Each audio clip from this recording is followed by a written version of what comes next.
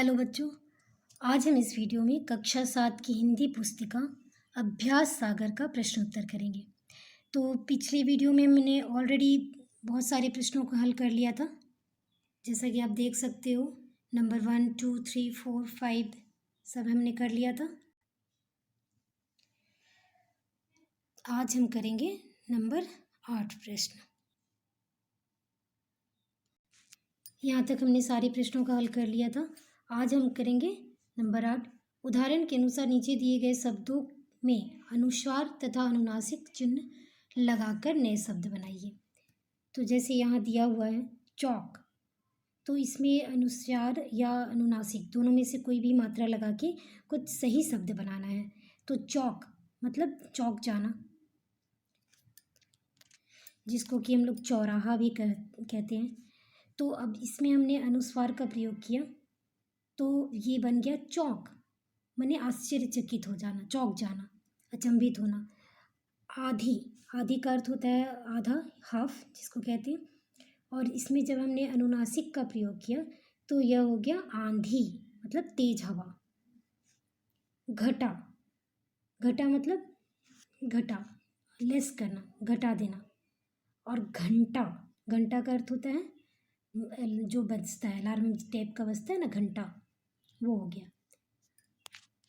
या 1 घंटा 2 घंटा होता है ना, तो वो हो गया। फिर आता है सांस, सांस, सांस रिलेटिव हो गया। और सांस मतलब सांस, सांस लेना। बाधा, तो बाधा का अर्थ होता है जैसे रुकावट, है ना। और बांधा, बांधा मतलब जैसे नॉट, एक गांठ जो बांधते हैं, वो हो गया। गोद, गोद मतलब गोद में खिलाना, उठाना। और गोंद, गोंद मतलब जो आपका गम होता है उसको गोंद कहते हैं। तो इस तरह से ये हमारा हो गया 8 नंबर। नंबर 9, अनुस्वार अथवा अनुनासिक के प्रयोग से शब्दों के अर्थ में आए अंतर को वाक्य प्रयोग द्वारा स्पष्ट कीजिए। मतलब अनुनासिक और अनुस्वार जब प्रयोग किया जाता है तो उससे होने वाले जो परिवर्तन वाक्य के द्वारा आपको करना है। जैसे कि एक यहाँ पे शब्द है गधा और एक है गंदा। गधा मतलब जो गधा, हनुमान जी का जो गधा होता है वो हो गया। और गंदा मतलब डर्टी, जो गंदा होता है उसे कहते हैं। तो सोहन ने एक गधा खरीदी, और गंदा, बच्चों ने सारा घर गंदा कर दिया। तो दोनों का वाक्यों में प्रयोग द्वारा इस 2 शब्दों का अंतर हमने दिखाया।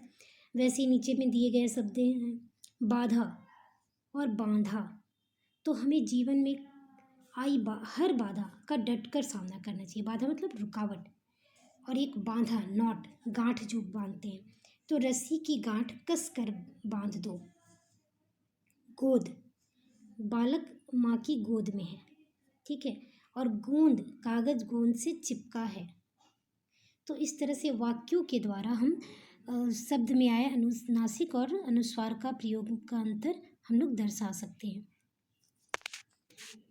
अगला प्रश्न, नीचे दिए गए वाक्यों को है और हैं अथवा हो शब्द का प्रयोग करते हुए पूरा करना है। शुरू करते हैं। जैसे तुम कहाँ जा रहे हो, यहाँ है नहीं हो सकता है, क्योंकि जब आप किसी से प्रश्न पूछोगे तो वैसे ही पूछोगे आप कहाँ जा रहे हो या तुम कहाँ जा रहे हो। फिर सोहन की माताजी आई हैं, क्योंकि वो बड़ी हैं तो बड़ियों को है नहीं बोलेंगे, हैं बोलेंगे। शीला कक्षा में हमेशा प्रथम आती है। शीला जो है एक फ्रेंड ग्रुप में है, मैंने अपने बराबर की है, बड़ी नहीं है तो उसे है बोल सकते हैं। फिर अगला आता है जो मंच पर आकर घबरा जाते हैं उनका साहस बढ़ाना चाहिए। तो यहाँ है होगा, क्योंकि मंच पे जो भी आते हैं वो एक कलाकार हैं, तो उनको रिस्पेक्ट देने के लिए रिस्पेक्टफुल है का प्रयोग होगा। मीना का भाई उसके लिए खिलौने लाया है, ठीक है। तो इस तरह से हो, हैं और है का प्रयोग हम दर्शा सकते हैं वाक्यों में। अब आते हैं अगले प्रश्न पे। नीचे दिए गए शब्दों के बहुवचन रूप लिखिए। तो पहला है पट्टी, तो पट्टी का बहुवचन पट्टियाँ। पक्षी ने, तो पक्षियों ने। चित्र की, चित्रों की। मोहल्ला, मोहल्ले। मित्र से, मित्रों से, कठिनाई, कठिनाइयाँ। तो ये सारा हो गया बहुवचन रूप। अब आते हैं हम अगले प्रश्न पे। नीचे दिए गए मुहावरों के अर्थ छांट कर लिखिए और उनका वाक्य में प्रयोग कीजिए। तो शुरू करते हैं।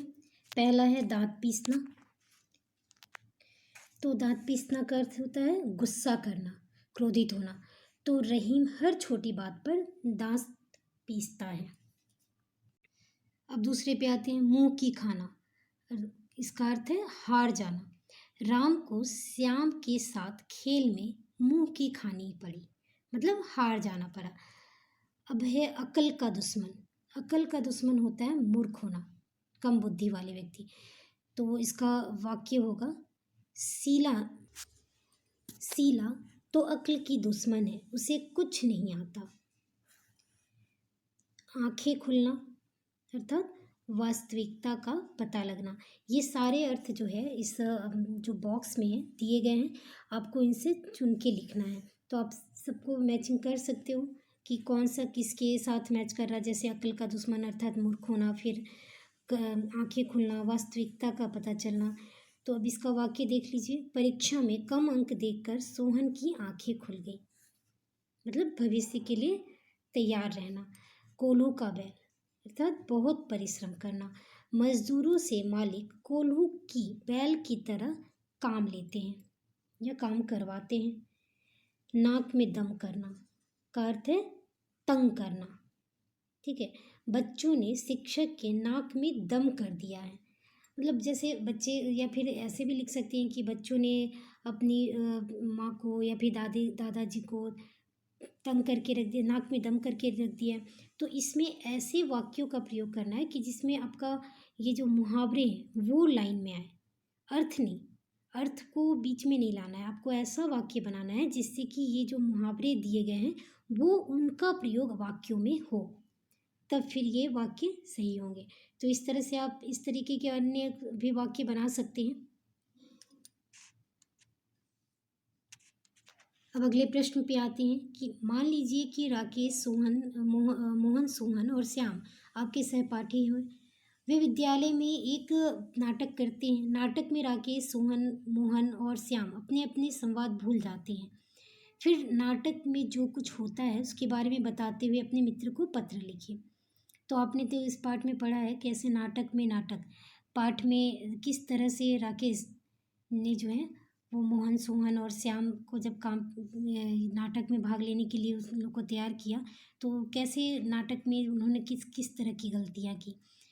तो उस और वे नाटक में अपने पार्ट्स जो है, संवाद जो है भूल भी जाते हैं।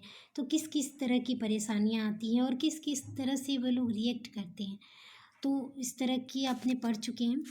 तो उसके पाठ के समझ से आपने जैसे समझा और कैसे राकेश ने उस तरह उनका कोऑपरेट किया, उनकी सहायता की, और कैसे उसने बिगड़े काम को बनाया, तो उस तरीके से आप भी अपनी समझ के अनुसार इस में लिख सकते हैं।